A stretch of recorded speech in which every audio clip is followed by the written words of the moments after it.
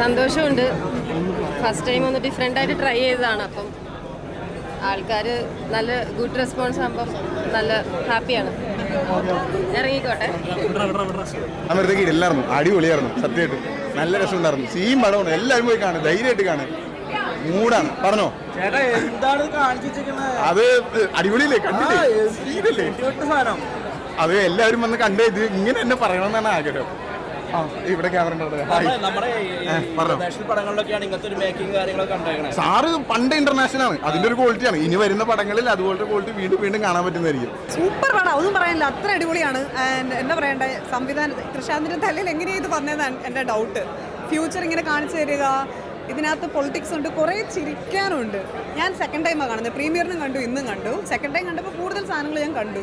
And music work ചെയ്തിരിക്കുന്നത് amazing ആണ്. Performance wise Rajisha വിജയനെ അങ്ങനെ തന്നിരിക്കുമോ 100%. നമ്മൾ ഇത്രയും കണ്ടിട്ടില്ല. ആൻഡ് ദിവ്യപ്രഭയാണെങ്കിലും നിരഞ്ജ് മണിപിള്ള രാജു ആണെങ്കിലും എവ്രിബഡി താങ്ക് യു. അയ്യോ, ഇത് തിയേറ്ററിൽ എന്തായാലും കാണണം. ആ സൗണ്ടിലും ആ വിഷ്വലും അങ്ങനെ കണ്ടാലേ ഉള്ളൂ നമുക്ക് ഈ സിനിമയിൽ തന്നിരിക്കുന്ന ഇതിനകത്ത് കാണുമ്പോൾ മനസ്സിലാവും ആ ഒരു ഓഡിയനായിട്ട് നമുക്ക് കാണാൻ പറ്റുള്ളൂ. അതുകൊണ്ട് ഈ ഒരു ഇൻ്റർനാഷണൽ സ്റ്റാൻഡേർഡുള്ള പടം. Thank you.